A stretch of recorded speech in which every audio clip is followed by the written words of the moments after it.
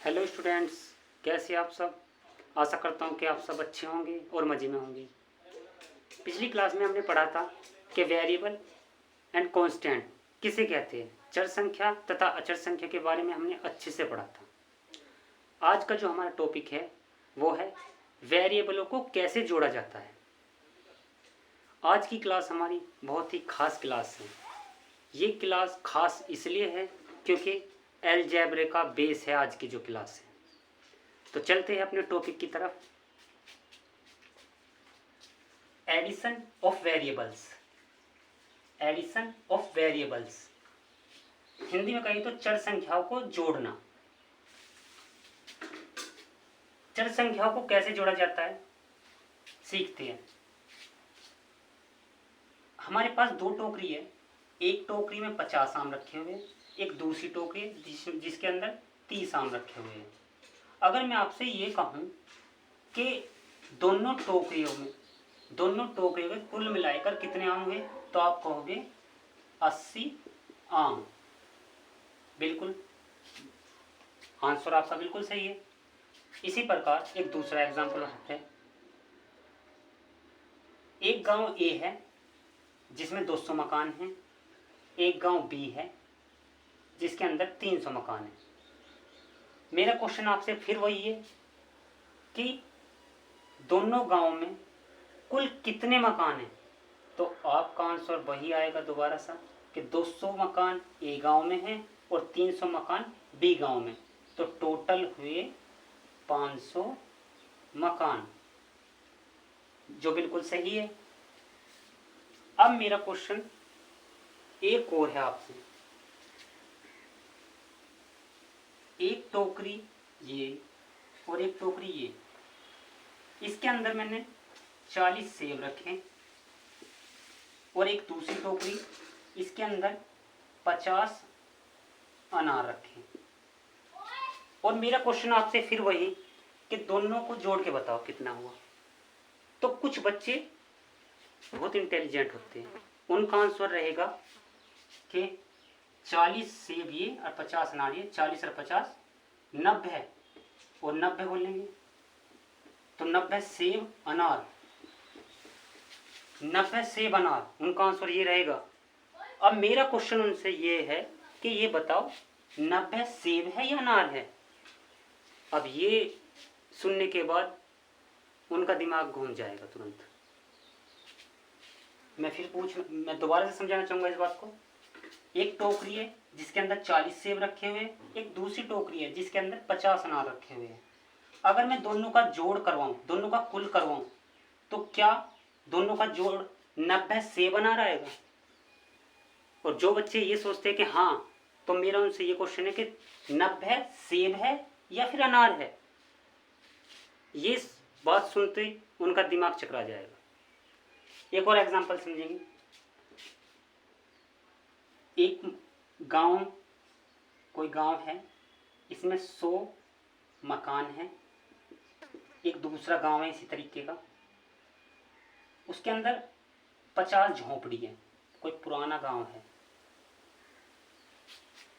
अगर मैं इस गांव को, गांव के जितने भी घर है, ये मकान है 100 मकान, और इस गांव के दोनों का यानी 100 मकान का 50 झोंपड़ी का जोड़ करवाऊँ, यानी सम करवाऊँ इनका, तो फिर वही कितना आएगा।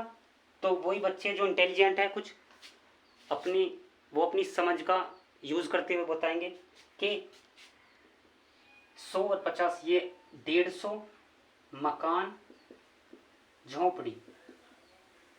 फिर मेरा उन्हीं से यही क्वेश्चन है दोबारा, उन बच्चों से, क्या 150 मकान है या झोंपड़ी है। और ये क्वेश्चन सुनते ही उनका दिमाग चलने लगता है। फिर 100 मकान एक गांव में है और 50 झोंपड़ी दूसरे गांव में है। यदि मैं इन दोनों का जोड़ करवाऊं तो कुछ बच्चे 150 जोड़ देते हैं, पर पीछे रखने में दिक्कत होती है उन्हें। ये सोचते हैं कि मकान रखे या झोंपड़ी रखे। तो इसी तरीके से आज हम पहले इन्हें क्लियर करेंगे ये क्या चीज़ है। आज मैं यही समझाऊंगा। तो सबसे पहले देख लेते हैं, ध्यान देंगे हम इन्हें क्यों जोड़ पाए। सबसे पहले जो बात करते हैं, ध्यान देने वाली बात यह है कि हम यहाँ ये जो आम थे पहले जो मैंने शुरुआत वाला एग्जांपल दिया था कि ये 2 टोकरी ली, इसमें 50 आम है और इसके अंदर 30 आम है। हम इन्हें क्यों जोड़ पाए, इसका कारण क्या है। इसी तरह यहाँ एक गांव ए लिया था, एक गांव बी लिया, इसमें 200 मकान है, इसमें 300 मकान है, और इनका भी जो जोड़ पूछा तो आपने सबने बताया 500 मकान, बिल्कुल सही, ये भी सही है और ये 80 आम वाला भी बिल्कुल सही था। मेरा क्वेश्चन यही है कि इन्हें हम क्यों जोड़ पा रहे हैं और इन्हें क्यों नहीं जोड़ पा रहे हैं। तो सभी ध्यान देंगे, इसका कारण मैं बताने जा रहा हूं। 50 क्या है, आम। इसी तरह यहां भी 30 क्या है, आम। पीछे वाले वर्ड को ध्यान से देखो, यहां आम है और यहां भी आम है, तो इसीलिए ये 50 और 30 80 आम रख दिया। इस एग्जाम्पल में देखेंगे 200 मकान और यहाँ भी क्या है 300 मकान। पीछे के जो वर्ड है यानी पीछे के जो अक्षर वो बिल्कुल सेम है, तो इसीलिए हमने 200 और 300 को जोड़ पाए। 300 और 200 कितना हुआ, 500 मकान। अब जो मैंने निचले वाले जो एग्जाम्पल दिए उन पे ध्यान दो। यहाँ मैंने 40 सेब रखे और यहाँ 50 अनार रखे। पीछे के जो पीछे वाला वर्ड है, ध्यान दो बच्चों, पीछे वाला वर्ड सेब और यहाँ क्या है, अनार। दोनों ही वर्ड अलग अलग हैं, तो इसीलिए ना तो यहाँ सेब रखा जाएगा ना यहाँ अनार रखा जाएगा, क्योंकि हम किसी के साथ भेदभाव नहीं करेंगे। तो यहाँ आंसर क्या आएगा फिर इसका, तो इसका आंसर कुछ नहीं आएगा। हम यदि इनका जोड़ बताएंगे तो हम बार बार यही बोल लेंगे कि 40 सेब प्लस 50 अनार, ऐसे करके इनका आंसर बताएंगे। बार बार यही बोलो जाएंगे कि 40 सेब है और 50 अनार है। इस टोकरी के अंदर 40 सेब रखे हुए, 50 अनार। ऐसा कोई नहीं कहेगा, या ऐसा बिल्कुल नहीं कहेंगे हम कि 90 सेब अनार, नहीं कहेंगे बिल्कुल भी। इसी तरह इसमें यही बिल्कुल इसमें भी यही बात है कि हम ऐसा बिल्कुल नहीं कहेंगे, कि 150 मकान झोपड़ी, ऐसा नहीं कहेंगे, क्योंकि इस 100 के पीछे क्या लिखा हुआ है, मकान, और 50 के पीछे क्या है, झोपड़ी। तो दोनों इस अक्षर जो दोनों वर्ड अलग अलग है, तो इसीलिए इसे भी बिल्कुल ऐसे ही सेपरेट बोला जाएगा। 100 मकान 50 झोपड़ी, आंसर यही है, आंसर बस यही है इसका। तो 100 मकान 50 झोपड़ी, बार बार हम इसे यही कहेंगे कि 100 मकान है और 50 झोपड़ी है। कोई भी बच्चा ऐसा नहीं कहेगा कि 150 मकान झोपड़ी, फिर नहीं वही क्वेश्चन आ जाएगा आपके सामने कि 150 क्या है, मकान है या झोपड़ी। तो ठीक है, अब इन चीजों को बिल्कुल ध्यान में रखते हुए, ये जो मैंने एग्जाम्पल आपके सामने रखे हैं, बिल्कुल इन्हें ध्यान में रखते हुए हम जो हमारे वेरिएबल है उन्हें जोड़ेंगे। बिल्कुल इसी तरह जोड़ते हैं।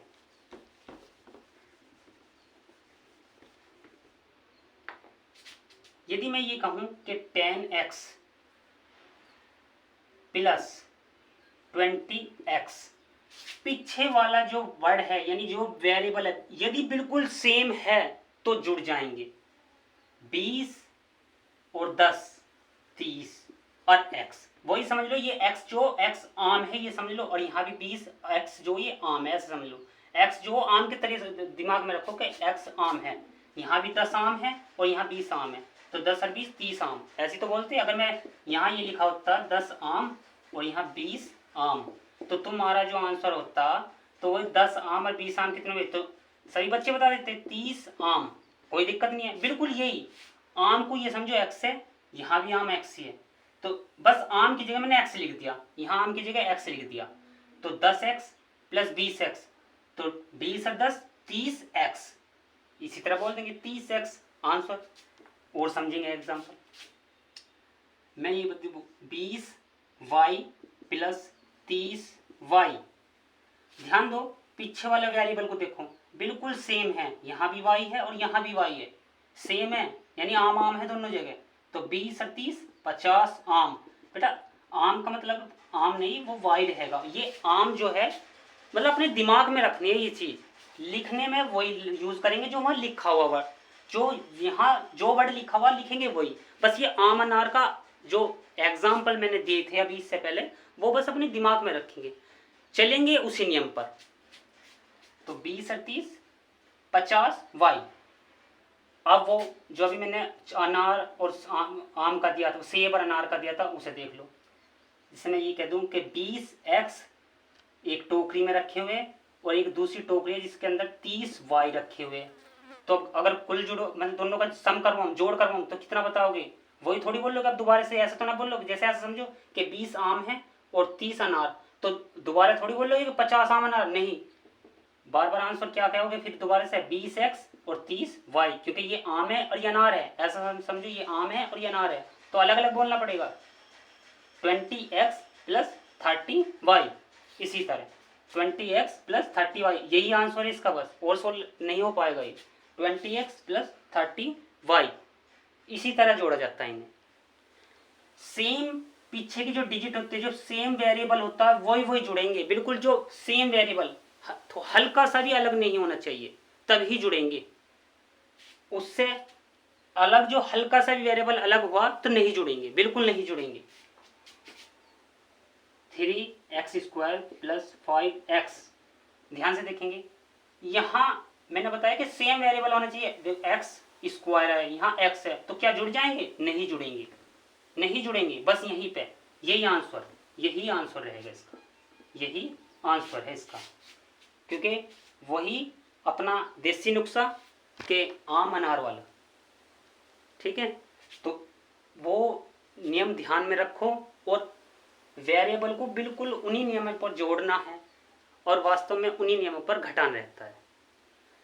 तो ठीक है, आशा करता हूँ कि सभी बच्चों की ये जो आज का टॉपिक है वो समझ में आया होगा। अगली क्लास में हम वेरिएबल को कैसे घटाया जाता है वो सीखेंगे। तब तक के लिए जय हिंद।